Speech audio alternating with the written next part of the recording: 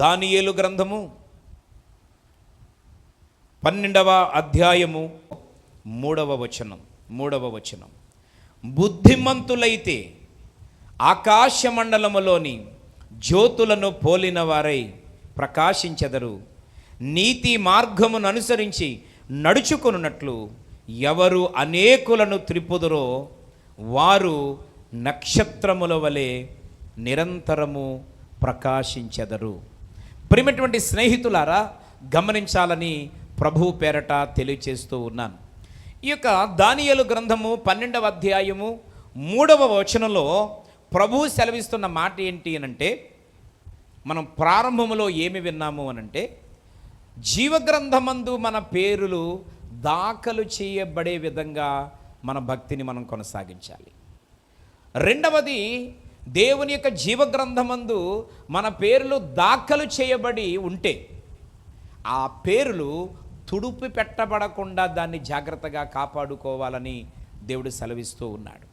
ఈరోజు ప్రియమైన మిత్రులారా, ఈ 3 విషయాలను మనం పాటించే వారమైతే, లోకాన్ని, లోకములో ఉన్న వాటిని విడిచిపెట్టి ప్రభు అయిన యేసుక్రీస్తు వారి దగ్గరకు వచ్చిన తర్వాత ఆయనను సొంత రక్షకుడుగా అంగీకరించి నీ పేరును జీవగ్రంథములో లిఖితము చేసుకున్న తర్వాత, లిఖితమైనటువంటి మన పేర్లు తుడుపు పెట్టబడకుండా ఈరోజు లోకానికి, లోక సంబంధమైన వాటికి దూరంగా ఉంటూ ఆత్మీయ జీవితంలో పడిపోకుండా నమ్మకంగా దేవునిలో బలంగా సాగుతూ జీవిస్తున్నటువంటి వ్యక్తివైతే దేవుడు నీకు ఇవ్వాల్సిన ప్రతిఫలాన్ని పరలోక రాజ్యములో జీవగ్రంథములో రాయబడినటువంటి నీ పేరు తీసినప్పుడు కేవలము నామమాత్రమైనటువంటి సంతోషముతో కూడినటువంటి ప్రతిఫలము కాక, నీకోసం కేటాయించబడినటువంటి ఆ మహిమ, విలువైనటువంటి ప్రకాశమానమైనటువంటి ఆ కిరీటము మీద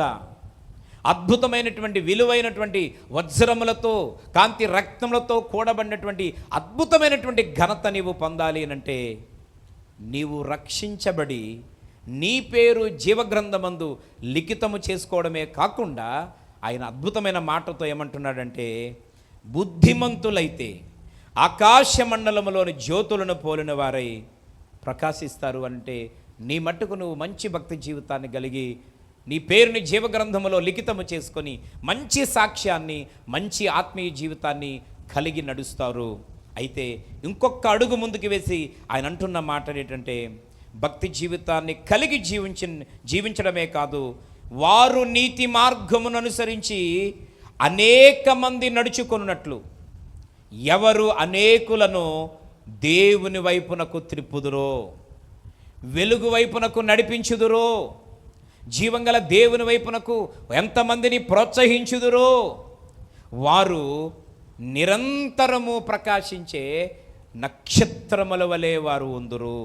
ఎంత అద్భుతమైనటువంటి విషయం ప్రియమైనటువంటి స్నేహితులారా, ఎంత అద్భుతమైనటువంటి మాట. ఈరోజు ఒకవేళ ఈ వాక్యమంతా విన్న తర్వాత, దేవుని మహాకృపను బట్టి నేనైతే ప్రభు అయిన యేసుక్రీస్తు వారిని నా సొంత రక్షకుడిగా అంగీకరించాను, చాలా సంతోషం, ప్రభు నిన్ను ప్రేమిస్తూ ఉన్నాడు. రెండవది ప్రియమైన మిత్రులారా, జీవగ్రంథములో ఉన్నటువంటి నా పేరు తుడుపు పెట్టబడకుండా, నేను భక్తిహీనుని కాకుండా, విశ్వాస ఘాతకురాలు కాకుండా ఈరోజు కృతజ్ఞత కలిగి బ్రతుకుతూ తండ్రి అయిన దేవుణ్ణి స్తుతిస్తూ ఆయన కొరకు జీవిస్తూ ఉన్నాను.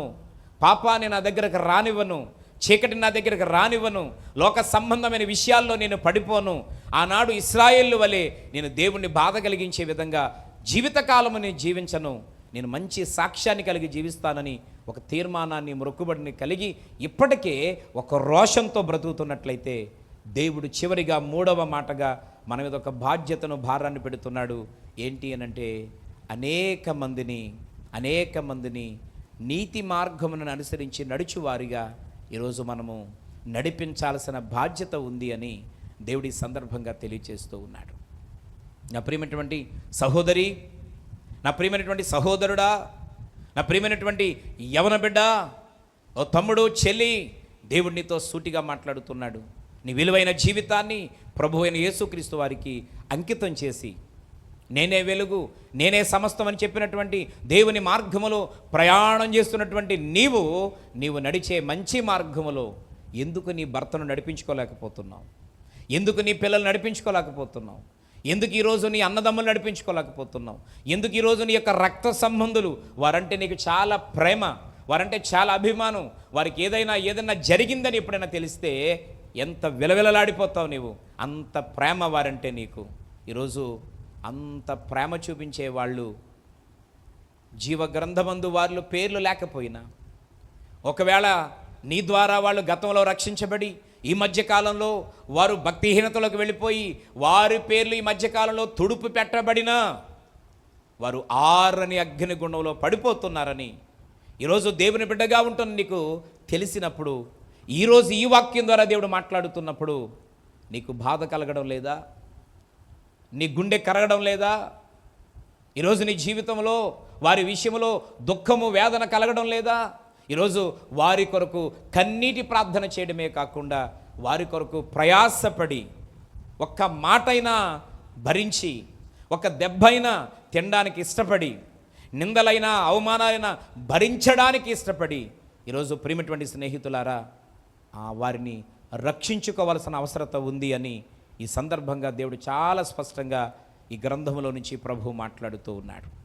వారందరినీ రక్షించుకోవాల్సిన బాధ్యత మన మీద ఉంది. దేవుడు చాలా సూటిగా తేటగా స్పష్టంగా మాట్లాడుతున్నాడు. ఈరోజు ఎందరూ అనేకులను దేవుని వైపు నడిపించుదురో, జీవంగల దేవుని వైపు తిరుపుదురో, లోకం వైపున్న, పాపం వైపున్న, చీకటి వైపున్న వారి జీవితాలను నీ ప్రవర్తన ద్వారా, నీ భక్తి ద్వారా, నీ సువార్త ద్వారా, నీ యొక్క నడవడిక ద్వారా ఈరోజు నీవు ఎంతమందినైతే నడిపిస్తావో వారిని బట్టి దేవుడు అంటున్నాడు, అద్భుతమైనటువంటి రీతిలో నిరంతరము ప్రకాశించేటువంటి నక్షత్రముల వలె నేను నిన్ను ఆశీర్వదిస్తాను, నీ కుటుంబాన్ని నేను దీవిస్తాను. పరలోక రాజ్యములో అందరికంటే శ్రేష్టమైనటువంటి, అందరికంటే ఉన్నతమైనటువంటి, అందరికంటే విలువైనటువంటి స్థానాన్ని నా సన్నిధిలో నీకు ఇవ్వబోతూ ఉన్నాను, నా రాజ్యములో నీ కొరకు సిద్ధపరచబోతూ ఉన్నాను అని ఈ సందర్భంగా పరిశుద్ధాత్మదేవుడు నీతో మాట్లాడుతూ ఉన్నాడు.